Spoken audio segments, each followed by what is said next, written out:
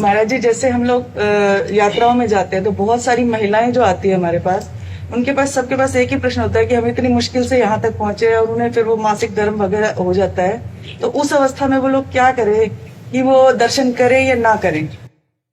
दर्शन करने का सौभाग्य तो नहीं छोड़ना चाहिए, क्योंकि मासिक धर्म एक शरीर की प्रक्रिया है जो प्रत्येक माताओं बहनों के शरीर में स्वाभाविक आती है, महीने में एक बार आती है।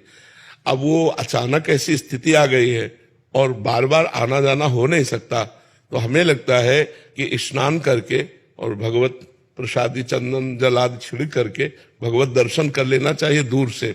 ना कोई सेवा सामग्री देनी चाहिए और ना वहां स्पर्श करना चाहिए, दूर से दर्शन तो कर ही लेना चाहिए। पता नहीं जिंदगी में दोबारा आना हो कि ना आना हो। और ये मासिक धर्म कोई ऐसा नहीं कि बहुत निंदनीय बात हो, बहुत वंदनीय बात है। माताओं ने देवराज इंद्र की ब्रह्म हत्या को अपने ऊपर लिया है। ये अपराधी नहीं है कि मासिक धर्म निंदनीय, ऐसे नहीं है। इसका रहस्य समझिए।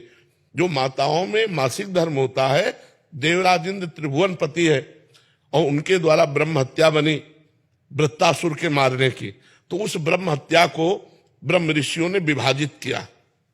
पहले नदी को दिया जो फेन बुदबुदा के रूप में ऊपर होता है, दूसरा वृक्षों को दिया जो गोंद के रूप में होता है, तीसरा भूमि को दिया जो ऊषर भूमि के रूप में होता है, चौथा माताओं बहनों को दिया जो मासिक धर्म के रूप में होता है। तो ये इनकी वंदना है कि इन्होंने त्रिभुवन पति ब्रह्म ऋषियों की हत्या को इन्होंने अपने ऊपर लिया है। इन्होंने थोड़ा अपराध किया है, अब उससे लाभ से वंचित कर दिया जाए इनको, तो ऐसा नहीं।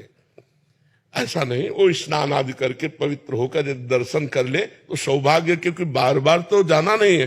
जी बहुत मुश्किल। हाँ नहीं, हम इस बात में स्वीकृति कि आप कुछ भेंट नहीं दे सकते, आप कुछ छू नहीं सकते, लेकिन दूर से दर्शन करके अपना जीवन सौभाग्य तो संभाल सकते हैं। क्योंकि इतनी मेहनत करके किसी भी धाम में सबके पास इतनी अर्थ बाहुल्यता नहीं होती।